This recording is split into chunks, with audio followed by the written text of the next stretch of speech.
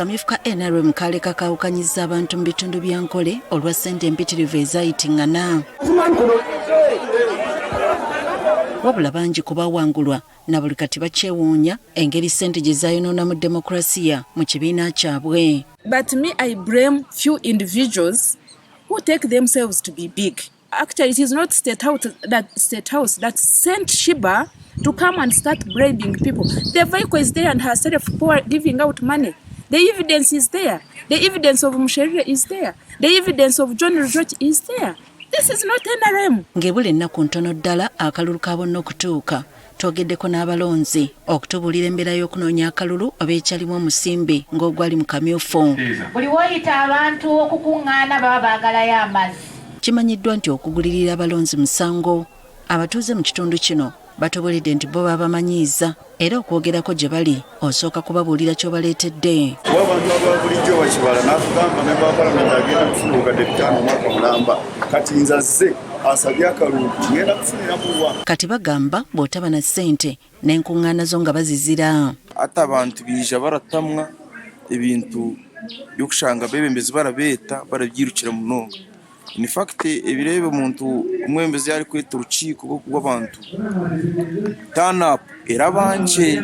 Abamu ku bo bakyusizzaamu nga babagulira ebyokunywa n'ebyokulya nga bazze mu kampeyini zaabwe. Enyumaho bakaba bakora ako kibanogamba otakaherezora abantu bakugambira ko nibende ekyokunywa konka hati kurugirira obwebembezi oburungi oburumu na n'entebe ekanisa enungi electoral commission yatiireho na program ya government mazima abantu tubakushaba sente bagenzi baabo.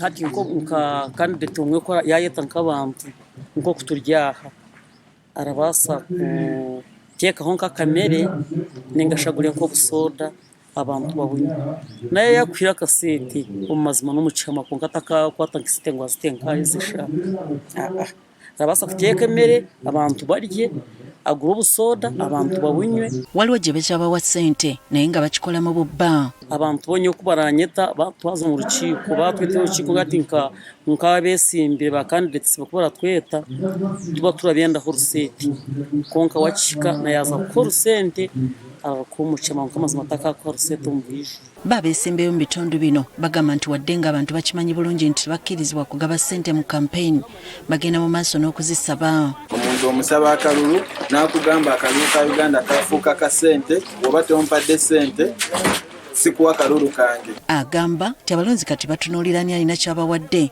okusinga bye bagenda okubakolera. Abantu balabira ddala kati oli abawadde yasinga gwe akoze eki atanabawa ate n'ogenda n'osanga nga gwe omuntu gwe bali balowooza mutonabawa otegeera n'obuyigiriza olina obusinga kw'oli ayabawadde. Best Anoda Nkunda ayagala okukiikirira abantu ba Isinjiro North agamba nti yadde nga abantu baagala enkyukakyuka baagala kusooka kubawa ssente okuwuliriza. Though people want change in Isinjiro North, some are asking for money.